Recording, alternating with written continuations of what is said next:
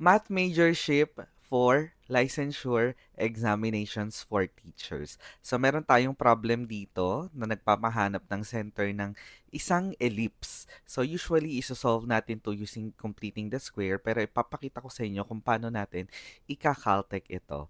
Tara, pakalk natin yan. Pakalk! My name is Calculus B, your TikTok calculus baby. So, ganito yung gagawin natin for this calculator technique. Always remember na ang center, that is your HK. Tapos ito yung nagko-correspond sa X value ng center and this corresponds to the Y value of the center. So, para makita ninyo, susulat ko muna lahat ng detalye. So, the first step is to set Y equal to 0.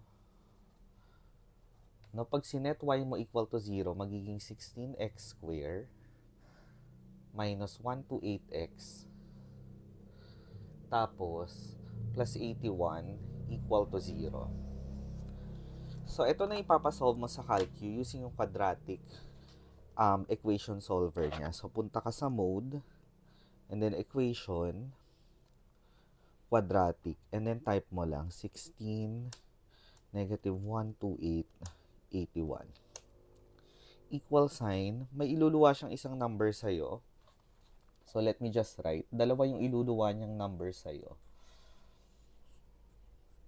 At saka, yung minus. Okay. So, from here, makukuha mo na actually yung H. No? So, ito yung mga X values. So, yung average niya, that is your H. Anong average niya? Pag inad mo yan, makakancel to.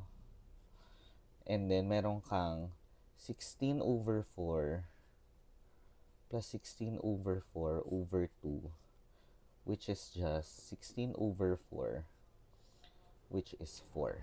Actually, yun lang yun, 16 over 4. So, ang H mo is 4.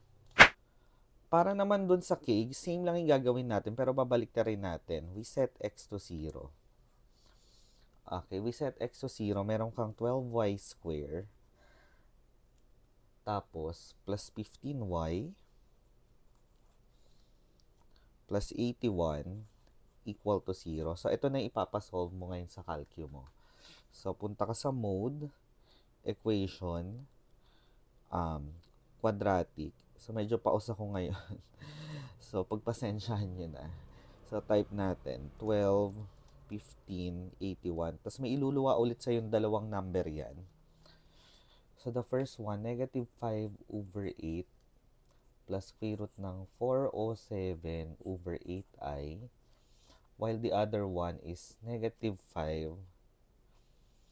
Actually, conjugates yung mga niluluwa niyang number kapag hindi siya sakto. Okay? So, yung average niyan, that will be your K. So, pag inad mo yan, makakancel to. So, negative 5 over 8 plus negative 5 over 8 over 2, which is negative 5 over 8. O kaya yung real part na lang kunin nyo. Okay, so ang magiging center mo na ngayon is 4, negative 5 over 8.